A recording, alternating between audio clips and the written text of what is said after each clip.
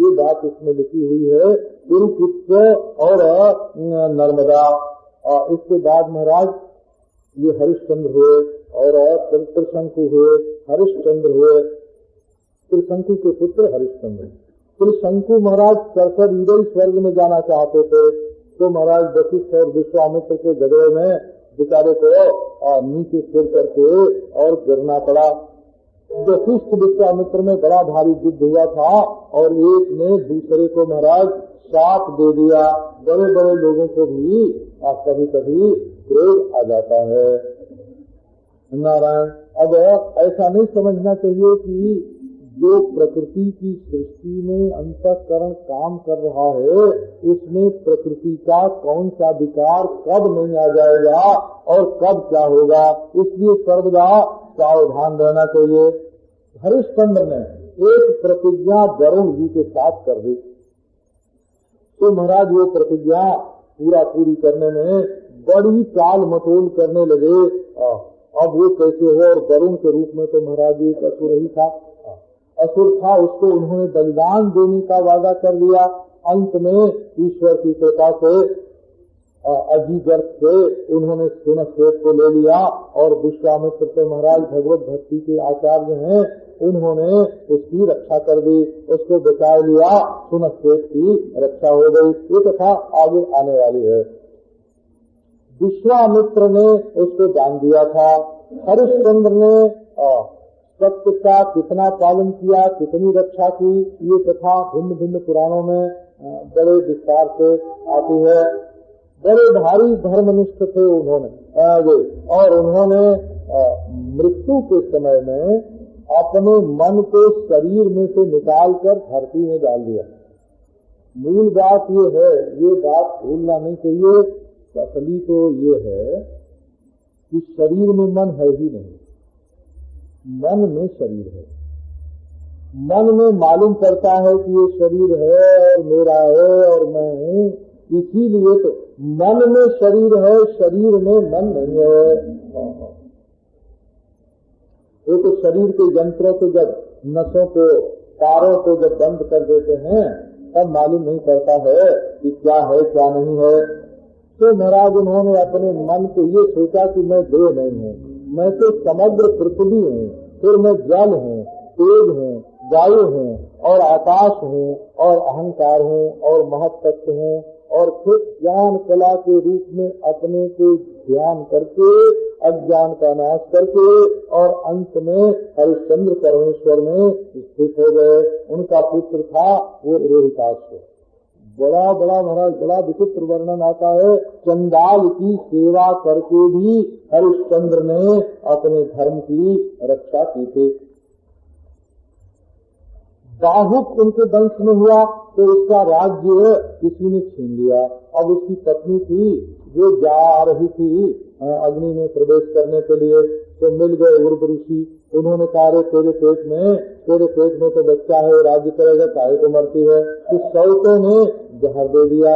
अब उर्व के प्रभाव से उस पुत्र की रक्षा हुई और वहाँ जो संतान पहले भी लोगों के मन में राग द्वेष ईर्ष्या द्वेष हम लोग तो जितना देखते हैं ना उसी को कहते हैं कि आजकल ये हो रहा है, आजकल ये हो रहा है, आजकल ये हो रहा है। अरे ऐसा पहले भी हुआ है और महात्माओं ने उसका सामना भी किया है, उसको क्षमा भी किया है।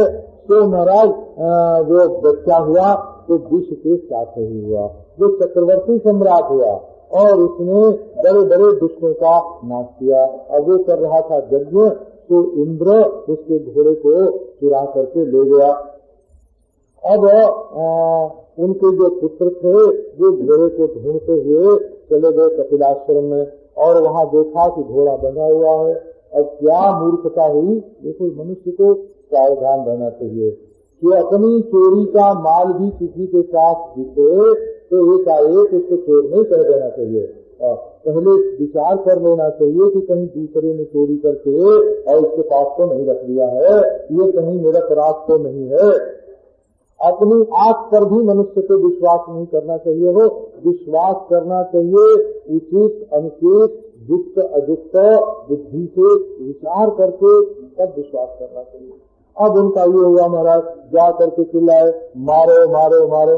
कपिल की आंख खुली, तो जानते ही नहीं थे कि यहाँ घोड़ा, यहाँ कोई घोड़ा बांध गया है, परंतु इन्होंने जाके महापुरुष का अनादर किया, इसलिए उस अनादर से क्षण भर में ही भस्म हो गए। तो कहते हैं कपिल जी को क्रोध आ गया, तो नहीं, कपिल जी को क्रोध नहीं आया, वो तो सांख्यमयी विद्या के प्रवर्तक हैं और भेद दृष्टि के नाशक हैं। तो महाराज सगर की दूसरी पत्नी का पुत्र था असमंजस, जो देखने में तो महाराज ऐसा वैसा था, परंतु वो जोगक भ्रष्ट था। जब वो गड़बड़ करने लगा तो उसको सगर ने निकाल दिया अपने राज्य से, परंतु उसका पुत्र जो अंशुमान है वो रह गया। अब वो अंशुमान जो है वही सगर की प्रेरणा से कपिल देव के पास गया और जा करके उसने स्तुति की कि आप तो प्रभु साक्षात भगवान हैं, सर्वभूतात्मा है आप। असल में मनुष्य की पूर्णता इसमें नहीं है कि वो चार काम इधर कर ले और उधर कर ले और ये दे ले। तो यदि मनुष्य अपनी पूर्णता का अनुभव कर ले कि संपूर्ण प्राणी जो संसार के हैं वे सब के सब हमारे हैं, मोह पास उसका कट जाए। नारायण श्री सुखदेव जी महाराज कहते हैं कि कपिल देव जी उसके ऊपर बहुत प्रसन्न हुए, बोले कि बेटा ये तुम्हारे पितामह का यज्ञ पशु अश्व यहाँ है, इसको ले जाओ, परंतु ये जो तुम्हारे चाचा लोग जो है ना ये सब के सब यहाँ जल गए हैं, तो इनकी दुर्गति न हो जाए इसके लिए तुम कोई उपाय करो, बिना गंगा जल के इनका कल्याण नहीं हो सकता। अब तो महाराज सगर तो मुक्त हो गए अंशुमान को राज्य दे करके, लेकिन अंशुमान ने गंगा जी को लाने के लिए बड़ी भारी तपस्या की और उनके पुत्र दिलीप ने भी की। देखो वंश तो वो है ना कि जब कोई सत संकल्प आ जाए, मन में श्रेष्ठ संकल्प आ जाए, तो बाप से पूरा न हो तो बेटा करे और बेटे से भी पूरा न हो तो पवित्र करे। इतना उत्तम संकल्प महाराज कि गंगा जी जो अभी हिमालय में कहीं फंसी हुई है वो किसी तरह से निकल के आ जाए। ये लोग तो कहते हैं महाराज कि ये इतना बड़ा ये इंजीनियरिंग का काम है कि गंगोत्री से गंगा जी को हरिद्वार तक लाने के लिए कितने पहाड़ों में सुरंग खोदनी पड़ी और कितने पहाड़ तोड़ने पड़े, उसमें एक पीढ़ी नहीं 3 पीढ़ी लग गई, ऐसे वर्णन करते हैं। लेकिन लोक हितकारी यदि काम हो तो उसमें परिश्रम और समय नहीं देखा जाता है, उसको तो पूरा ही किया जाता है। अब महाराज गंगा जी प्रकट हुई, उन्होंने कहा कि देखो मैं तुम्हें वर देने के लिए तो आई हूँ, परंतु यदि मैं तेज से गिरूंगी तो धरती फट जाएगी, रसातल में चली जाऊंगी और लोग ला करके अपनी गंदगी जो है मेरे अंदर छोड़ेंगे, अपना पाप हमको देंगे, तो इससे मेरी पवित्रता कैसे होगी। भगीरथ ने कहा कि माता जी ये जो महात्मा विद्वान महात्मा शांत पुरुष ब्रह्मज्ञानी हैं वो लोक पावन हैं, उनके अंग का संग मिलने से जब महात्मा लोग तुम्हारी महिमा का गान करते रहेंगे हमेशा तो तुम्हारी पवित्रता बनी रहेगी, नष्ट नहीं होगी। कहीं से भी निकलो, इतनी गंदगी में से चलो, महात्मा लोग कहेंगे गंगा जल पवित्र है, बस तुम्हारी पवित्रता बनी रहेगी। और रुद्र जो है वो तुम्हारे देह को धारण कर लेंगे, क्योंकि रुद्र का शरीर स्थूल है, ये हिमालय उनका सिर है और गंगा कुमारी उनका पांव है, और ये समूचा भारत खंड जो है वो रुद्र रूप है, वे तुमको धारण कर लेंगे। तो उन्होंने शंकर जी को संतुष्ट किया, शंकर जी ने भी मान लिया महाराज। उसके बाद वही तीसरी पीढ़ी में जो भगीरथ हुए वो आगे रथ पर चढ़ करके चले और गंगा जी उनके पीछे पीछे चली, पवित्र करती हुई चली। बोले भाई जो गंगा जी के अंग से जिसके अंग का संग होता है उसको फिर अंग नहीं मिलता, पुनर्न चांगम यदि चापी चांगम, उसको अंग नहीं मिलता, और यदि उसको अंग मिल जाए तो क्या होता है, क्या उसको महाराज ऐसा अंग मिलता है कि उसके हाथ में तो रथांग हो और उसके विमान में उसके ज्ञान में विहंग हो और उसके शयन के लिए भुजंग हो, भुजंग विहंग अंग उसको प्राप्त हो जाता है, वो साक्षात विष्णु का रूप हो जाता है। इसलिए गंगा भगवती बड़ी पवित्र है महाराज, उनकी महिमा का वर्णन कौन कर सकता है। अब इसी भगीरथ का वंश आगे चला महाराज, तो इस वंश में आगे चल करके एक सौदास थे नारायण, तो वशिष्ठ जी से उनकी अनबन हो गई। बात ये थी कि आगे इस वंश में रामचंद्र भगवान प्रकट होने वाले हैं, तो ये लौकिक वंश होने की जगह अलौकिक वंश हो जाए ऐसा प्रसंग आने वाला, माने उसमें शक्ति भी रहे और तत्व ज्ञान भी रहे। तो इसलिए महाराज ऐसा प्रसंग आया कि राजा और वशिष्ठ में चापाचापी हो गई, और उसके बाद नारायण वशिष्ठ जी की कृपा से ये वंश चला, सौदास से सौदासी हुए। इस तरह से ये भगवान रामचंद्र के पूर्वजों का जो वंश है उसमें वशिष्ठ जी की कृपा से अस्मत् पैदा हुआ। अस्मत् कि वशिष्ठ जी ने स्त्री के पेट का ऑपरेशन करके पाषाणेन उदरम भित्वा पत्थर के हथियार से उसके पेट को चीर कर तब वशिष्ठ जी ने उस बच्चे को निकाला था, उसको अस्मत् बोलते हैं। उसके मूलक हुआ, परशुराम से उसकी रक्षा की गई। इस तरह से महाराज इस वंश में आगे चल करके खतवांग हुए। खतवांग ऐसे थे कि देवताओं की खूब मदद की उन्होंने। तो देवताओं ने कहा कि महाराज वर ले लो, जो चाहिए सो ले लो। बोले पहले हमारी आयु कितनी है बताओ, आयु तो 2 घड़ी है।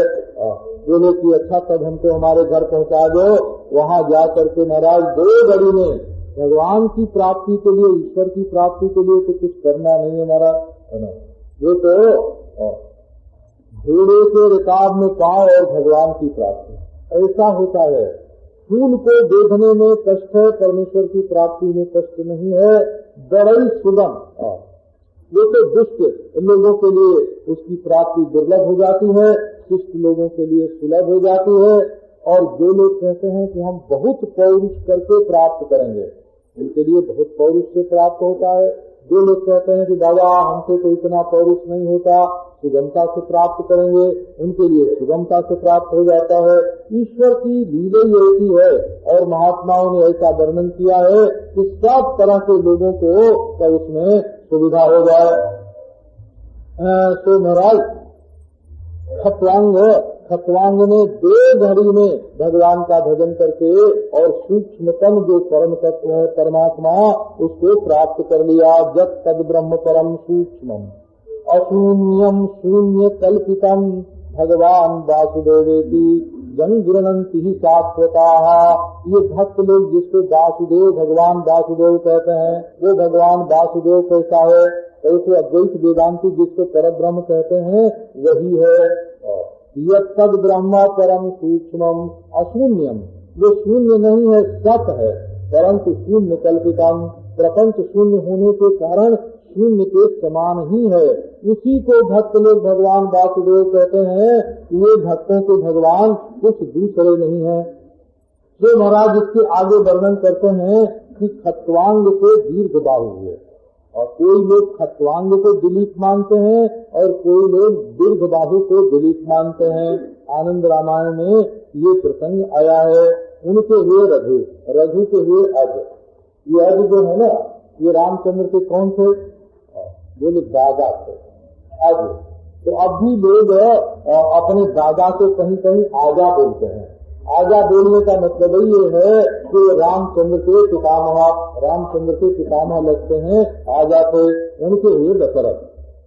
दशरथ वो होता है जो 10 इंद्रियों को अपने काबू में रख के और अपने बस में रखे, और 10मुख होता है जो 10 इंद्रियों से भोग करने में लग जाए।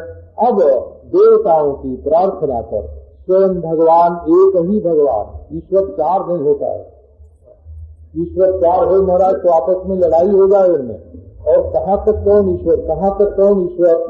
तो नाम उसके अनेक होते हैं और ईश्वर एक होता है। तो राम लक्ष्मण भरत शत्रुघ्न, ये 4 संज्ञा को लेकर के जैसे वेदांतियों का तुरीय ईश्वर हिरण्यगर्भ और वैश्वानर होता है, वेदांत में चतुष्पाद होता है, क्योंकि वहाँ तत्व के रूप में है। और भक्ति में वो चतुर्बाहु होता है, क्योंकि वहाँ भक्तों की रक्षा करने के लिए है। तो 4 रूप में भगवान प्रकट हुए। अब रामचंद्र का चरित्र वर्णन करते हैं। आपको ये बात मालूम होनी चाहिए कि श्रीमद् भागवत में रामचंद्र का चरित्र केवल छोटे छोटे 3 अध्यायों में विभक्त है। ये बहुत थोड़ा है, बहुत थोड़ा, क्योंकि भागवत से पहले वाल्मीकि रामायण भी बन चुका था और उसकी महिमा बहुत बड़ी है। यहाँ उसको दोहराने की कोई जरूरत नहीं। ये भागवत के सप्ताह में जो पंडित लोग 1 दिन 2 दिन रामायण की कथा सुनाते हैं, रामचरित्र सुनाते हैं, उसका अर्थ ये होता है कि उनको भागवत के दर्शन से, माने जो भागवत में उपदेश है, स्तुति है, जो दर्शन शास्त्र का सिद्धांत है, उससे प्रयोजन न होने के कारण रामचरित्र से सप्ताह का 1 दिन भर देते हैं। चरित्र तो बहुत बढ़िया आई है रामचंद्र का, उसके संबंध में क्या कहना। तो महाराज 1 श्लोक में रामचंद्र का चरित्र दिया। गुरुवर्थे त्यक्तराज्यो यचरदनुजनम पद्मपद्भ्याम प्रियाया प्राणस्पर्शा क्षमाभ्याम मृजित पथरुजो जो हरीन्द्रानुजाभ्याम दैरुत्यात् शूर्पणस्याः प्रिय दुरहरुषा रोषित भ्रू विजृंभ प्रस्ताभुर्दग्धसेतुः खलदवधानः ओसलेन्द्रोवतान्ना। 1 श्लोक। माता पिता की आज्ञा से राज्य को छोड़ दिया ऐसा आज्ञाकारी, और महाराज नंगे पांव बन बन चलते रहे। उनकी प्रिया श्री जानकी जी के चरण कमल ऐसे थे, नारायण, यहाँ तक कि इतने कोमल उनके चरण थे कि जानकी जी अपना हाथ लगावे तो उनको लगे कि हमारे हाथ कठोर और प्यारे के चरण बहुत कोमल, कहीं चोट न लग जाए, है ना। बीच में मिल गए महाराज हनुमान जी, सुग्रीव जी, ये सेवा करने लगे। और शूर्पणखा को विरूप करने के कारण रावण ने सीता का हरण कर लिया, तो बड़ा भारी विरह हुआ भगवान को। इतना प्रेम श्री सीता जी से और बड़ विरह से व्याकुल हो गए। और फिर आया क्रोध, तो उनके भौहों के टेढ़ी होने से समुद्र जो है वो संतृप्त हो गया, पुल बंध गया, और महाराज फलों के वन में आग लग गई। और फिर लौट करके अयोध्या में वो सलेन्द्र हो गए राजा अवतान्नः, ये हमारी रक्षा करें। देखो ये भागवत के 1 श्लोक में श्री रामचंद्र भगवान के ये मंगलाचरण कर दिया, क्योंकि ये बहुत श्रेष्ठ प्रसंग है। तारका को तो भागवत में छोड़ दिया, जानो गो, है ना, और स्त्री है मरी तो मरी, और मारीच का नाम लिया, उसको विश्वामित्र के यज्ञ में जा करके उन्होंने बहुत से असुर मारे और मारीच को उठा करके फेंक दिया। महाराज प्रेमी हो गया, बड़ा भारी प्रेमी था भगवान रामचंद्र का मारीच। ये कथा आती है, रावण ने जब कहा कि चलो सीता हरण के काम में सहयोग देने के लिए, तो बेचारा व्याकुल हो गया, अंतर प्रेम पास चलता था। भगवान ने मारीच के हृदय में अपने प्रेम को पहचान लिया कि ये बड़ा भारी प्रेम है, और महाराज जनकपुर में जाकर के उन्होंने धनुष तोड़ दिया, और धनुष तोड़ करके श्री जानकी जी से उन्होंने विवाह किया। इतना बड़ा श्रम लिया हो जानकी जी के आकर्षण से उनको प्राप्त करने के लिए भगवान स्वयं हो, है ना।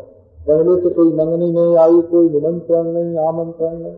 जनकपुर में निमंत्रण गया कि नहीं, अयोध्या में गया कि नहीं गया, भगवान जाने। रामचंद्र के पास कोई बुलावा नहीं आया था, परंतु सीता जी को पाने की इतनी लालसा उनके मन में कि बिना बुलाए वहाँ पहुँच गए। और नारायण परशुराम जी जो हैं, 2 भगवान एक साथ कैसे रहेंगे। ब्राह्मण शक्ति की प्रधानता से भगवान परशुराम में रह रहे थे, तो वहाँ से श्री रामचंद्र ने अपनी शक्ति को वापस ले लिया और महाराज उसके बाद वन में गए और वहाँ जा करके शूर्पणखा को विरूप किया, हर पृथ्वीराज विभूषण को मारा और बड़े महाराज बड़ी तपस्या का जीवन व्यतीत करके वन में उन्होंने विचरण किया। अब रावण के मन में आया क्रोध, काम आया काम, और वो सीता का हरण करने के लिए आया। तो मारीच के पीछे पीछे गए और उसको उन्होंने नारायण उसी समय रावण ने सीता का हरण कर लिया। असल में रावण के हृदय में भी भक्ति का एक महान सागर था, परंतु वो छिपा हुआ था। रावण भी भगवान का बड़ा भारी भक्त था। हो यहाँ तक कि तो जय विजय काम तो उसमें था ही ना, तो मूल से भक्त हो ही गया और बाहर का जो सात निमित्तक उसमें आशीर्भाव था और स्वभाव से तो वो भगवान का भक्त था। इसी से जानकी जी को देख करके लोगों के बीच में तो बचता था और मनमह चरण बंद सुख माना, मन मन में जानकी जी के चरणों की वंदना करके वो सुख मानता था। तो महाराज भगवान ने कहा, दिखाया कि वैराग्य मनुष्य को जरूर धारण करना चाहिए। कहते हैं कि जब एक बार भगवान जानकी जी और लक्ष्मण जी के साथ दंडक वन में रह रहे थे, तो ऋषियों ने देखा, ऋषि महात्माओं ने सबने देखा चित्रकूट में दंडक वन में, और सबने देखा कि ये तो उनकी पत्नी साथ रहती हैं, वो खाने पीने का प्रबंध कर देते हैं, भाई रहता है सेवा करता है, हम लोग ही अकेले मारे गए तपस्वी है ना, कंदमूल फल ले आओ खाओ पियो। तो बोले कि भाई हम लोगों के साथ भी एक एक स्त्री रहे तो कैसा रहेगा। महात्माओं ने पंचायत की तो बहुत बढ़िया रहेगा, तो बहुत बढ़िया रहेगा। तो स्त्री इतनी मिले, कहा बोले कि ये क्या कठिन है, सब लोग रामचंद्र को आमंत्रित करो अपनी अपनी कुटिया में और एक एक पत्थर उनके सामने रख दो है ना, और अपने पांव से छूएंगे, एक एक स्त्री बन जाएगी, हम सब लोगों का ब्याह हो जाएगा और खूब आनंद से रहेंगे। अब भगवान रामचंद्र ने देखा कि सब ऋषि लोग जो हैं वो एक एक पत्थर का टुकड़ा अपनी कुटिया के सामने रख रहे हैं, हमको ले जाएंगे। बोले तो बड़ी गड़बड़ होगी। तब क्या हुआ, तो बोले अपनी जोग माया से कहा कि जा रावण का कान पकड़ के ले आ। सीता जी को तो छिपा दिया अग्नि में, और रावण जो है, रावण को माया ही मिल सकती है, सच्ची सीता मिल ही नहीं सकती, क्योंकि वो शांति है। वो रावण के घर कैसे जाएगी, रावण कभी शांत नहीं हो सकता। अब महाराज अब तो लगे रोने संगिनाम गति मिति प्रथमस्कार, कोई स्त्री रखोगे और आसक्ति करोगे तो जैसे आज मैं रो रहा हूँ वैसे महात्माओं तुम लोगों को भी रोना पड़ेगा। अब महात्माओं ने कहा वाह बहुत बढ़िया किया महाराज, हम ऐसा नहीं करेंगे। तो प्रथमस्कार बोले कि नहीं भाई गृहस्थ तुम देख लो, अगर तुम्हारे साथ पत्नी है तो जैसा प्रेम मैं जानकी जी से करता हूँ ऐसा प्रेम तुम लोग भी करना। उसके बाद संबंध को मारा, सुग्रीव से मित्रता की, और उसके बाद समुद्र पर पुल बना महाराज। सिंधु शिरस्यरहणम परिवृज्य रूपी पादारविंद मुखगम्य दधासयुत नत्वाम वयम जगधियोन विदाम। हम मूर्ख हैं, आप तो नहीं समझते हैं, आप चाहे महाराज तो ऐसे ही चले जाएं, लेकिन यदि समुद्र पर पुल बना करके जाएंगे तो आपकी कीर्ति होगी, लोग उसका गान करेंगे, मर्यादा की रक्षा होगी। इसके बाद लंका पर पुल बांधने के बाद लंका पर भगवान ने चढ़ाई की और दोनों ओर से बड़ा युद्ध हुआ महाराज। वो तो सीता के साथ जबरदस्ती करने के कारण ही, जबरदस्ती सीता जी को ले जाने के कारण ही रावण के सारे मंगल नष्ट हो गए। जो परस्त्री पर महाराज है ना बुरी नजर डालता है उसके तो मंगल सारे के सारे अपने आप ही नष्ट हो जाएंगे। और रामचंद्र ने उसको महाराज मार दिया अपने बाण से। बड़े बड़े युद्ध हुए, वो सब कथा तो पुराणों में आती ही है। अब तो नारायण वहाँ बड़ा वियोग छा गया। रामचंद्र ने, लक्ष्मण ने सबको समझाया और विभीषण ने वहाँ का जो अंत्येष्टि कर्म उनका है सब किया। भगवान रामचंद्र की राय से मरणांतानि वैराणि निवृत्तम न प्रयोजन वाल्मीकि रामायण आया। विभीषण ने कहा इस पापी का मैं अंत्येष्टि कर्म नहीं करूंगा, रामचंद्र ने कहा कि अरे भाई, वैर विरोध तभी तक रहना चाहिए जब तक मनुष्य जिंदा है, और जब उसका शरीर ही चला गया तो वो अपना दिल खराब क्यों करते हो? अपना दिल बिगाड़ करके तुम मत रखो, चलो अपना जो कर्तव्य है उसका पालन करो। अब हमारा रावण से कोई बैर नहीं है। महाराज हनुमान जी को भेज दिया। हनुमान जी ने जाके जानकी जी से कहा कि राम की विजय हुई नारायण, अरे आप कहो तो इन सब राक्षसियों को हम नष्ट कर दें जिन्होंने आपको सिखाया है। जानकी जी ने कहा कि हनुमान, इससे क्या भगवान का यश बढ़ेगा? अरे भगवान, अच्छा क्या भक्त का यश बढ़ेगा कि भक्त ने ऐसा करा? क्या हमारा यश बढ़ेगा कि हमने ऐसा किया? तो नहीं, ऐसा कभी नहीं करना चाहिए महाराज, क्योंकि संसार में ऐसा कोई होता ही नहीं है जो कभी अपराध न करे। वाल्मीकि रामायण में ये कथा आई है, पापानां वा शुभानां वा दधारणानां प्लवंगम कार्यं कारुण्यमार्गेण न कश्चिन्नापराध्यति। सृष्टि में ऐसा कोई होता नहीं जिसने कभी न कहीं कोई अपराध न किया हो। तो मैंने अपराध किया, लक्ष्मण को दुर्वचन कह दिए, हनुमान तुमने अपराध किया, लंका को जला दिया, तो इसलिए यहाँ कुछ अन्याय करने की जरूरत नहीं है। अब उसके बाद महाराज उनके ऊपर श्री रामचंद्र ने बड़ी कृपा की, लोगों को दिखाने के लिए परीक्षा ली गई हो, नहीं तो परीक्षा लेने की कोई आवश्यकता नहीं थी। वो कथा भी आनी है नारायण। उसके बाद विमान पर चढ़ करके भगवान श्री रामचंद्र अयोध्या में पधारे और अपने हाथ से महाकारुणिको तत्व जटिलम स्कंदिलेश भरत प्राप्त मा करने पुरोहित। जब भरत को मालूम हुआ महाराज कितने भगवान के विरह में कितने दुखी थे महाराज, भरत जी गोमूत्र पी करके रहते थे और गाय जो जौ खाती थी वो जौ गोबर में से निकलता उसको खा करके रहते थे, पेड़ का छिलका पहनते थे। भगवान भरत की ये स्थिति सुन करके बड़े ही जाते हुए, हाय हाय भरत हमसे इतना प्रेम करते हैं, हमारे लिए ऐसे रहते हैं। अब उधर भरत जी भगवान की पादुका को सिर पर ले करके और आए उनका स्वागत करने के लिए नारायण। और नंदीग्राम में वो रहा करते थे, वेद पढ़ रहे हैं ब्राह्मण, बड़ा भारी स्वागत हुआ और नाचना गाना बजाना और सब स्वागत सत्कार करके अंत में भगवान रामचंद्र का वहाँ राज्य हुआ और सब लोग जो अपने अपने हक की सेवा है वे सब के सब करने लगे। उत्तर कोसल में आनंद छा गया और भरत ने पादुका ग्रहण की और विभीषण और सुग्रीव इन्होंने उत्तम चामर और भोजन लिया और हनुमान जी ने श्वेत छत्र लिया भगवान के लिए और शत्रुघ्न ने निशंग उठाया और सीता ने तीर्थ कमंडली धारण किया। जैसे तस्वीर खींचती है चित्र जैसे खींचता है ऐसे महाराज एक सामूहिक चित्र वहाँ बना दिया गया कि लोग अपने अपने हृदय में उसको खींचे। अब तो वैदेही लक्ष्मण ये सब के सब एक दूसरे से मिले और सबकी आंखों से प्रेम के आंसू गिरने लगे। रामचंद्र जब राजा हुए महाराज तो जैसे पिता अपने पुत्र की रक्षा करता है वैसे वे प्रजा की रक्षा करते थे। त्रेता थी परंतु सतयुग के समान वो समय हो गया। राजा जब हुए राम तो वन में, नदी में, गिरी में, वर्ष में, द्वीप में, समुद्र में कामधेनु जो जिसको चाहिए वो सब मिल सकता था। आदि व्याधि जरा ग्लानि दुख शोक भय क्रांति किसी के पास पटकती नहीं थी, न चाहने वालों की मृत्यु भी न हो। और रामचंद्र भगवान ने एक पत्नी व्रत का धारण किया।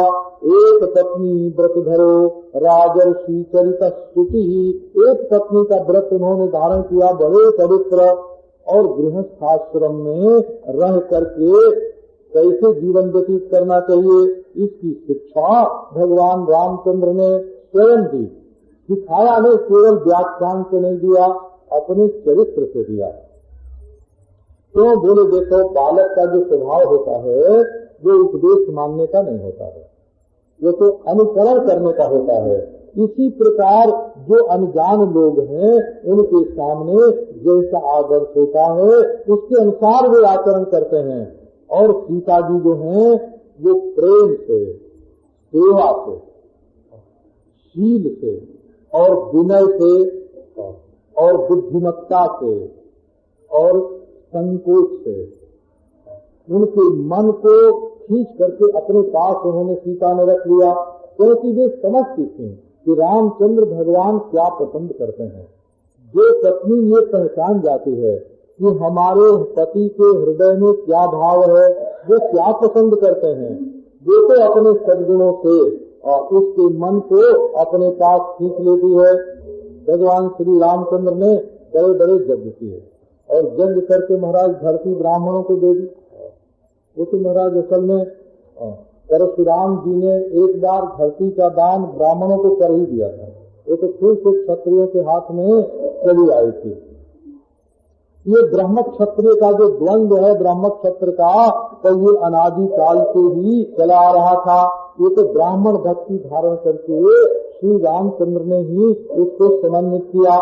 तो ब्राह्मणों को उन्होंने चारों दिशा चारों को दे दी और बीच की आचार्य को दे दी। ये कहते थे कि ये जो संसार की जिम्मेवारी है वो ब्रह्म ज्ञानी ब्राह्मण ही संभाल सकता है, नहीं तो महाराज जात ये पाप है ना, ये मजहब पक्षपात हो जाता है कि हमारे प्रांत के लोग, हमारी मजहब के लोग, हमारी जात के लोग, हमारी भाषा के लोग संपूर्ण विश्व का अनुशंसन करें। इसलिए ब्रह्मज्ञानी जो है, जो सबको एक दृष्टि से देखने वाला समदर्शी है, वही पृथ्वी का भोग कर सकता है। इतना दान किया महाराज कि जानकी जी के पास सौमंगल चिन्ह के सिवाय और कुछ नहीं रह गया, और रामचंद्र के पास बस धोती नीचे की और ऊपर की 2 कपड़े बस यही रह गए।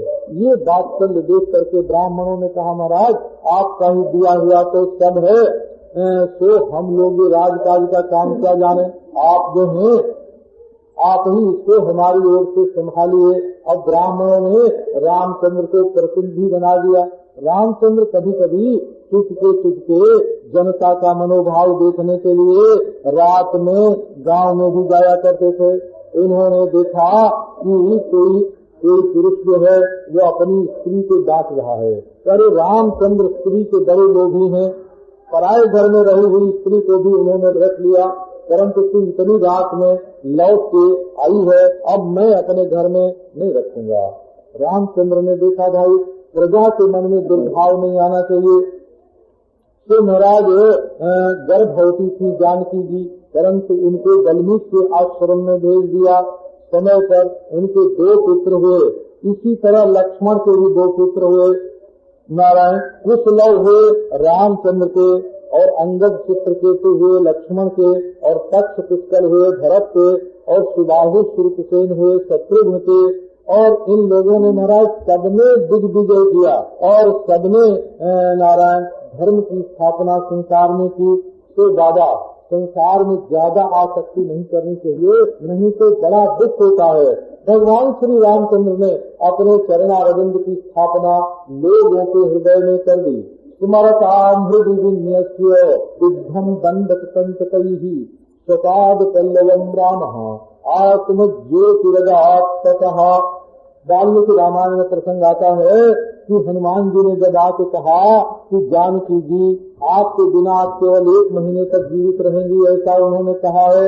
रामचंद्र ने कहा कि मैं तो जानकी के बिना 1 घड़ी भी जीवित नहीं रह सकता। और अंत में महाराज श्री लक्ष्मण जी के वियोग में ही भगवान श्री रामचंद्र ने अपनी लीला का निर्माण किया। अपनी स्वधाम गमन भगवान रामचंद्र का हुए इसलिए कि लक्ष्मण के वियोग को वो सह नहीं सकते। आलबंदार स्त्रोत्र में तो कहते हैं जब गिरहोति दुष्टा, हे प्रभु हमें आप अपने उन भक्तों का तो जिन भक्तों का डेरा आपके लिए भी असह्य हुआ करता है, और भगवान अपने भक्त के गिरह में व्याकुल हो जाते हैं। तो महाराज जिन्होंने भगवान रामचंद्र का स्पर्श किया, दर्शन किया, जो उनके साथ बैठे, जो उनके पीछे चले, उनको भी वो स्थान मिला जो बड़े बड़े जोगियों को मिलता है, जो ये रामचंद्र के चरित्र का श्रवण वर्णन करता है वो कर्म बंध से विमुक्त हो जाता है। रामचंद्र भगवान ने सब भ्राताओं को अपने अपने काम में लगा दिया था और प्रजा की देखभाल जो है वो स्वयं अपने आप करते थे। भाइयों पर भी प्रजा की देखभाल नहीं छोड़ी थी, क्योंकि ये राजा का धर्म है महाराज कि वो प्रजा को स्वयं अपनी बुद्धि से अपनी आंख से देखे। वो केवल चार चक्षु हो करके कि जो खुफिया पुलिस वाले खबर दे दें तो वही सच है ऐसा न मान ले। खुफिया पर भी खुफिया होना चाहिए। ये राजनीति का ये दावा है। तो महाराज रामचंद्र के भाइयों ने सारा बड़ा ही आनंद लिया और भगवान रामचंद्र अपनी इष्ट प्रिया स्निग्ध श्री जानकी जी के साथ बड़े आनंद से रहते थे। यद्यपि बड़े बड़े आत्माराम वीर पुरुष है उनके चरणों की वंदना करते हैं, परंतु उनका सारा आराम तो श्री सीता जी में ही था और बहुत वर्षों तक उन्होंने ये राज्य किया। इसके बाद वर्णन करते हैं महाराज रामचंद्र के वंश में कोई 21 पीढ़ी 20 पीढ़ी तक 20-21 पीढ़ी उनके वंश में चली, परंतु उसमें कोई ऐसा खास व्यक्ति नहीं हुआ जिसकी कोई विशेषता की चर्चा की जाए। नारायण जितनी विशेषताएं संसार में हो सकती हैं वो सब रामचंद्र में आ गई थी और उनके जो वंश हुआ वो सब रामचंद्र से आदिष्ट ही था। रामचंद्र से आगे तो कोई बढ़ा नहीं, इसलिए रामचंद्र के प्रताप से ये इक्ष्वाकु का जो वंश है वो सुमित्र पर्यंत जाता है और अंत में वो कलयुग में जाकर के समाप्त हो जाता है। अब आगे वर्णन करते हैं महाराज कि इक्ष्वाकु के पुत्र थे निमि। अब चंद्रवंश कैसे चला कैसे आगे बढ़ा तो ये बात बताना आवश्यक है। तो उन्होंने ऋषिज के रूप में वशिष्ठ का वर्ण किया।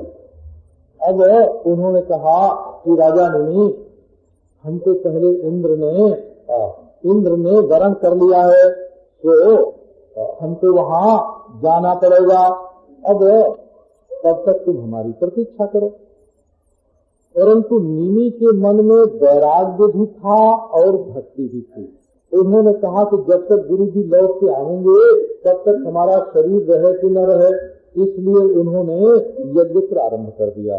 अब वशिष्ठ जी आए, इसमें बिना गुरु पुरोहित के सहयोग के यज्ञ पूरा नहीं होता है।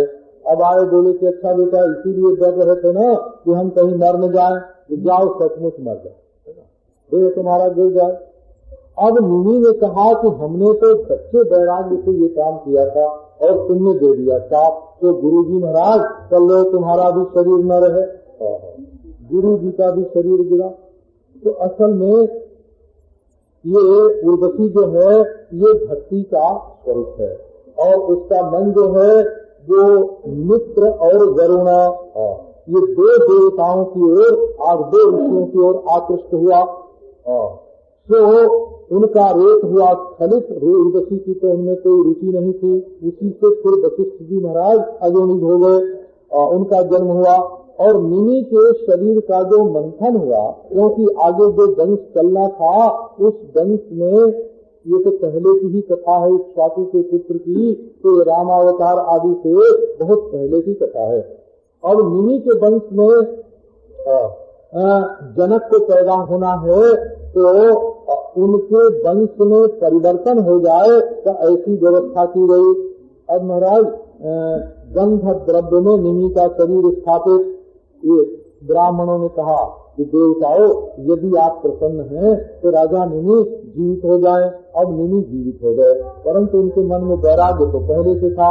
उन्होंने कहा हमको शरीर का बंधन नहीं होना चाहिए, फिर पैदा होंगे फिर मरेंगे। तो देवताओं ने कहा अच्छा आप लोगों की दृष्टि में रहिए, दृष्टि में। तो निमेष और उन्मेष के द्वारा अपने को सूचित करते हुए वो लोगों की दृष्टि में रहते हैं। असल में बंधन दृष्टि में नहीं होता है। दृष्टि तो सर्वदा निर्बंध असंग साक्षी होती है। न नेत्र में दृष्टि में कोई घुसता है न दृष्टि किसी में घुसती है। हजारों को देखा, हजारों आए, हजारों गए और दृष्टि तो बिल्कुल ज्यों की त्यों है। तो वो दृष्टि होकर के निमि रहने लगे। निमि के शरीर का मंथन हुआ तो उससे हुआ कुमार। कुमार का नाम हुआ जनक और उसी का नाम हो गया बाद में बलदेव विदेह। ऐसे मंथन से होने के कारण उसका नाम हुआ मिथिल। उसने मिथिलापुरी बसाई और उनके वंश में 22 पीढ़ी तक महाराज श्रीरध्वज कृतध्वज आदि बहुत हुए और अध्यात्म विद्या में सबके सब बड़े विशारद हुए।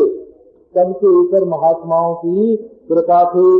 एक वही मिथिलाराजन आत्म विद्या विशारद आहा योगेश्वर प्रसादेन द्वंद्वयुर्मुक्ता गृहेश्वती। ये इस बात को सूचित करते हैं कि घर में रहने से मुक्ति न मिले तो ये बात नहीं समझना। घर में भी मुक्ति मिलती है। कैसे मिलती है? तो आत्मा का ज्ञान हो जाए तब। और आत्मा का ज्ञान कब होता है? जब बड़े बड़े योगेश्वरों का प्रसाद होता है और सुख दुख पाप पुण्य राग द्वेष के चक्कर में गृहस्थ न पड़े। इसके बाद अब चंद्रवंश का वर्णन प्रारंभ करते हैं, क्योंकि इसमें बड़े बड़े राजा हुए हैं। इसमें भी वंश में परिवर्तन करना अभीष्ट है। सुखदेव जी महाराज कहते हैं कि अब चंद्रमा का सोम का पावन वंश श्रवण करो। इसी में ऐल आदि जो हैं बड़े बड़े राजा हुए हैं, तो शुरू से ही ले लो। क्योंकि असल में सृष्टि की परंपरा यदि परब्रह्म परमात्मा के साथ न जोड़ी जाए तो एक के विज्ञान से सर्व विज्ञान की प्रतिज्ञा पूरी होती नहीं है। तो नारायण के नाभि पद्म से ब्रह्मा, ब्रह्मा के नेत्र से हुए अत्रि और अत्रि की दृष्टि से हुए सोम। ये दृष्टि सृष्टि है। इसका नाम है दृष्टि सृष्टि। दृष्टि ही सृष्टि है। दृष्टि से सृष्टि नहीं, दृष्टि ही सृष्टि है। और वो ब्राह्मण औषधि नक्षत्रों के राजा हो गए। अब वो महाराज राजसू यज्ञ किया, भगवान की आराधना की, तो अब ये बृहस्पति जी की पत्नी थी। वहाँ तो ब्रह्म ज्ञान है महाराज। और ये चंद्रमा जो है ये आह्लाद के स्वरूप है। तो तारा का आकर्षण हो गया चंद्रमा के प्रति। बृहस्पति ने चंद्रमा को बहुत समझाया बुझाया, परंतु भगवान की ऐसी इच्छा थी कि तारा में लक्ष्मी का आदेश हो गया और चंद्रमा में नारायण का आदेश हो गया। ये नया वंश चलाने के लिए लक्ष्मी नारायण भगवान ने ब्राह्मणत्व से उस वंश को मुक्त कर दिया। अब दोनों में हुई लड़ाई। लड़ाई होने पर महाराज अब दोनों पक्ष में, एक पक्ष में देवता और एक पक्ष में शुक्राचार्य आ गए, शंकर आ गए। बोले भाई यदि इसमें कोई अच्छाई न होती तो शंकर भगवान और देवता लोग इसमें इसको स्वीकार क्यों करते? अंत में ब्रह्मा जी आए। ब्रह्मा जी ने व्यवस्था कर दी और व्यवस्था से जो पुत्र है बुध है वो चंद्रमा को प्राप्त हो गया। नारायण ब्रह्मा ने ही उसका नाम बुध रखा। चंद्रमा को बड़ी प्रसन्नता हुई। मानो वंश असल में क्षत्रिय का ही चला, ब्राह्मण का वंश नहीं चला। उन्हीं से पहले इला में पुरुरवा का जन्म हुआ था। इतना पुण्यात्मा था पुरुरवा कि ब्रह्मलोक में उनकी महिमा का गान नारद जी महाराज कर रहे थे। उर्वशी तो नारायण की है ना, नारायणी उर्वशी है। ये साधारण अक्षरा नहीं है। नारायण की जो भक्ति है वही विशेष रूप से उर्वशी में विद्यमान है।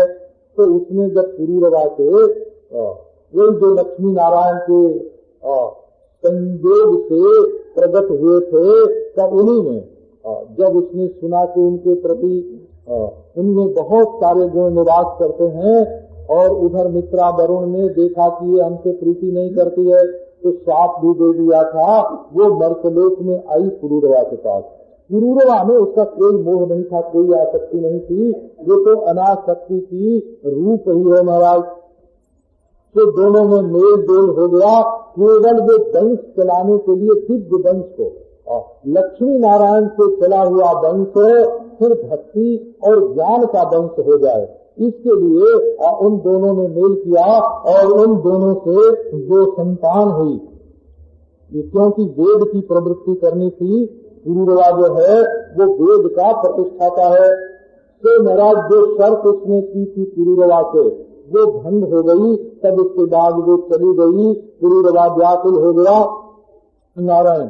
और फिर उसने वरदान दिया कि अच्छा संवत्सर में एक बार हम तुमको मिलेंगे जिससे तुम्हारा वंश चले। इसी से पुरुरवा में वेद की प्रतिष्ठा की शक्ति भी आ गई और उसका जो वंश है वो भी चल गया। तो वही पुरुरवा को जो अग्नि थाली दी थी गंधर्वों ने, उसी से फिर त्रय विद्या जो है वो चली। 3 वेदों का प्रादुर्भाव हुआ। पहले एक ही वेद था परंतु उसके बाद वेदों का विस्तार हो गया। अब इसी राजा ने थाली के स्थान पर जाकर के समी गर्भ को देखा, उससे 2 अरणी बनाई और उर्वशी लोक की काम्या से उसने अधरारणी में उर्वशी की और उत्तरारणी में अपनी भावना करके दोनों जो काष्ठ था उसका पुत्र रूप में चिंतन किया। उससे अग्नि उत्पन्न हुआ। उस अग्नि को राजा ने अपना पुत्र माना और उसी अग्नि से भगवान की आराधना की। तो सत्ययुग में प्रणव एक था और वही केवल वेद था और केवल एक नारायण ही देवता थे और अग्नि भी केवल लौकिक ही था और वर्ण भी केवल हंस नाम का एक ही था। तो त्रेता के प्रारंभ में यही पुरुरवा जो लक्ष्मी नारायण के संस्पर्श से प्रकट हुआ था और उर्वशी रूप भक्ति में जिसको ग्रहण करके वंश चलाया था, उसमें इतनी महिमा आ गई कि उससे वेदत्रयी प्रकट हुई और अंत में उसको गंधर्व लोक की प्राप्ति हुई। और इतना वैराग्य आया पुरुरवा को कि अंत में तत्व ज्ञान हुआ और उसको मुक्ति की प्राप्ति हो गई। आगे वर्णन करते हैं महाराज कि पुरुरवा से उर्वशी के द्वारा 6 पुत्र हुए थे। आयु, श्रुतायु, सत्यायु, रय, विजय और जय। इनके भी सबके वंश चले महाराज और बहुत नारायण बहुत विस्तार हुआ उसका। वो शाम्भू के हुए गाधी के सत्यवती नाम की कन्या थी। तो ऋषि आए और उन्होंने कहा कि आप अपनी पुत्री का विवाह हमारे साथ कर दीजिए। गाधी ने सोचा कि ये तो हमारी कन्या के योग्य वर नहीं है। तो बोले कि यदि 1000 श्याम कर्ण घोड़े ला करके दो तब भी वो हमारी कन्या के लिए पर्याप्त नहीं होगा। तो ऋषि गए वरों के पास, वहाँ से घोड़े ले आए और महाराज विवाह हो गया। अब तो ऋषि की सास भी कहे कि हमारे उत्तम पुत्र होना चाहिए और उनकी पत्नी भी कहे कि हमारे उत्तम पुत्र होना चाहिए। तो महाराज उन्होंने स्वरूप सर्पण किया जिससे पुत्र उत्तम हो दोनों। एक ने क्षत्रिय की स्थापना की और अपनी सास के लिए क्षत्रिय की और अपने लिए तो उन्होंने ब्राह्मण की स्थापना की। परंतु जो लोग महाराज जो चले गए स्नान करने को, तब तक सास और बेटी दोनों ने आपस में सलाह कर ली कि अपने लिए इन्होंने बढ़िया बनाया होगा बेटी, तो तुम अपना वाला हमको दे दो। अब माँ से प्रेम तो होता ही है महाराज। इसी से कहते हैं कि जब लड़की ब्याह दी जाए तो जब तक उसके बच्चे न हो जाए ना और ससुराल में उसकी पूरी ममता न हो जाए तब तक उसके हाथ की कोई चीज, उसकी दी हुई उसकी ससुराल की कोई चीज खाना नहीं चाहिए। नहीं तो फिर लड़की जो है वो अपने मायके में वस्तु को पहुंचाने लगती है, क्योंकि प्रेम तो उसका मायके से होता है, ससुराल से तो अभी होता ही नहीं है।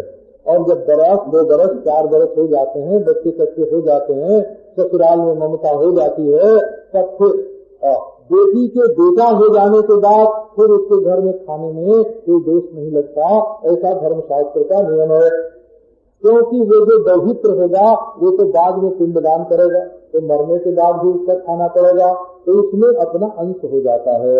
अब वो जो बेटी के लिए चरु बना था उसको तो महाराज माँ खा गई। अब आ गए महात्मा, उन्होंने कहा तुम लोगों ने बहुत बुरा किया, अब ये सास के बेटा होगा जिसको तो ब्रह्मज्ञानी होगा नारायण, और हमारी पत्नी के जो ऋषि के बेटा होगा वो बड़ा भारी दंडधारी क्षत्रिय होगा। सत्यवती ने कहा कि स्वामी ऐसा नहीं होना चाहिए कि हमारा बेटा क्षत्रिय हो जाए, घोर भयंकर।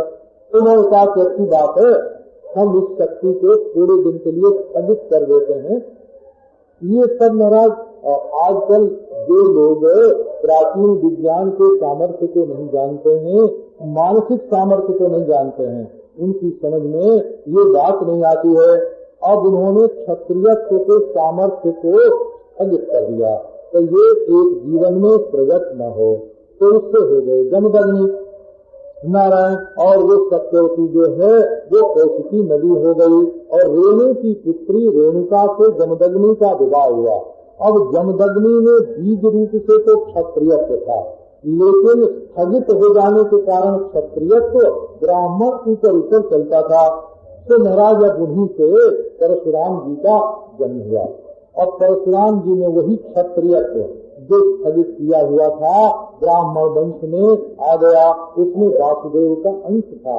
उन्होंने ही पृथ्वी को निक्षत्रिय किया था, क्योंकि ये है जो है महाराज है वंशी क्षत्रिय।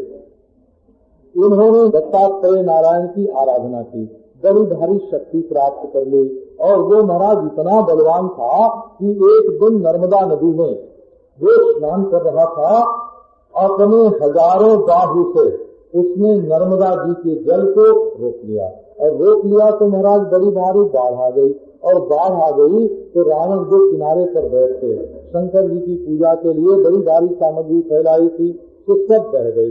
अब रावण आया, बोले ये क्या है भाई, क्यों पानी रोक दिया? तो महाराज पकड़ के ले गया, और अपनी माहिष्मती नगरी में रावण को उसने कैद कर दिया।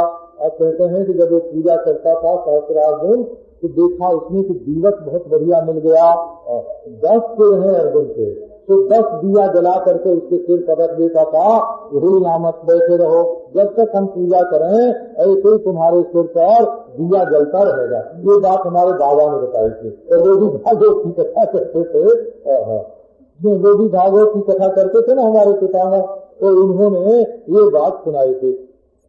तो महाराज एक दिन वो ही है अर्जुन जमदग्नि के आश्रम में गया, और महात्मा ने उसका बड़ा आदर किया।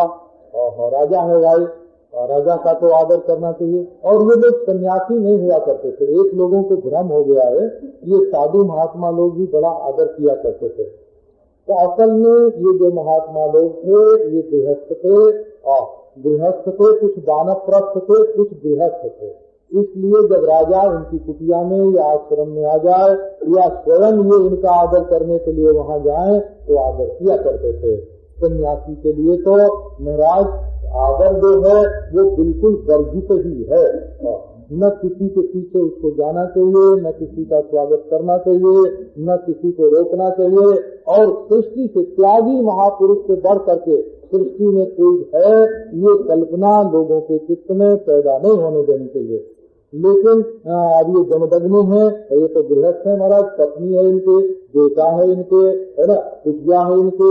जब राजा आया तो काम धेनु को बुला करके उन्होंने बड़ा भारी सत्कार किया। अब महाराज इतना दुष्ट राजा कि एक यज्ञ करने वाले ब्राह्मण के घर में एक गाय भी न रहने दे, तो महाराज छीन के ले गया, बड़ा ही दुष्ट निकला, छीन करके ले गया। अब वो जो देवी वो गाय है हजरत धानी, वो तो बिल्कुल जाना नहीं चाहती थी, चिल्लाती थी। अब इसी बीच में आ गए परशुराम जी, तो उन्होंने महाराज कहा कि ये राजा ने बड़ा भारी अन्याय किया, हम लोगों के घर में एक गाय नहीं रहने देता है, उसके पुत्रों को जो लोग उसकी ओर से आए सबको उन्होंने मार करके महाराज खून की नदी बहा दी, और सब मांस का कीचड़ छा गया, और कार्तवीर्य अर्जुन मर गया, उसके बेटे मर गए, गाय को ले आए और अपने पिता को दे दिया। अब देखो महाराज जमदग्नि का ब्राह्मणत्व है ना, भगवान के विरुद्ध अपने ब्राह्मणत्व का प्रयोग नहीं करना चाहिए। वो तो होने वाले थे क्षत्रिय, वो तो ब्राह्मण शक्ति को रोक के ब्राह्मण बनाए गए थे, अब उनका ब्राह्मणत्व बल पड़ा। अब ईश्वर में दोष देखने लगे, हे परशुराम तुमने पाप किया, क्यों तुमने राजा का वध किया? ब्राह्मण को तो क्षमा करना चाहिए, इसी से परम पद की प्राप्ति होती है, क्षमा से ही ब्राह्मण की शोभा बढ़ती है, और क्षमा करने वालों के प्रति जो है वो भगवान संतुष्ट होते हैं। तो उसका तो राज्याभिषेक हुआ था, तुमने ये विद्रोह क्यों किया? अब जाओ तुम तीर्थ से आकर के और अपना पाप मिटाओ। इसके बाद वर्णन करते हैं महाराज कि जमदग्नि ने क्षमा की शिक्षा दी, ये तो बिल्कुल ठीक है। परशुराम जी गए, अपन तीर्थ यात्रा करके लौट आए। अब एक दिन ऐसा हुआ, भगवान के काम में जो बाधा डालेगा उसके काम में बाधा तो पड़ेगी। अब एक दिन की बात है महाराज की, परशुराम जी की माता जमदग्नि की पत्नी रेणुका नदी में स्नान करने के लिए गई और गंधर्व राज जो है वहाँ क्रीड़ा कर रहे थे चित्रवत, तो उसको बहुत अच्छा लगा। वैसे ये रेणुका के द्वारा ये कोई पाप नहीं हुआ। क्यों पाप नहीं हुआ? मन तो विचलित हो गया और पाप नहीं हुआ तो नहीं हुआ। क्यों? तो बोले ये गंधर्व जो है ना, गंधर्व जो है ये प्रथम पति है कन्या का।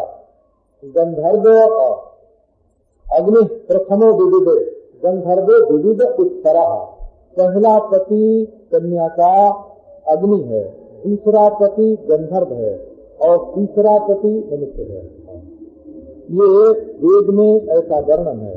इसका अर्थ यह है कि प्रभावशाली के प्रति कन्या का मन पहले जाता है और सुंदर नाचने वाले, गाने वाले, बजाने वाले के प्रति मन जाता है दूसरा, और तीसरा मनुष्य विचारवान जो प्राणी है और सदा हुआ धर्मान वाला वो विवाह को योग्य होता है। स्त्री जो है वो अनजान में प्रभावशाली को चाह लेती है, सुंदर नर्तक गवैया की ओर गायन संधि स्त्रिय कामयन से रुचि हो जाती है।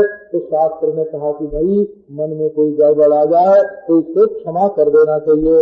अब महाराज जमदग्नि जी को आया क्रोध, तो भाई पहले तो तुम बड़ी क्षमा करते थे, अब ये क्षमा, अब ये आज क्रोध कहाँ से आ गया?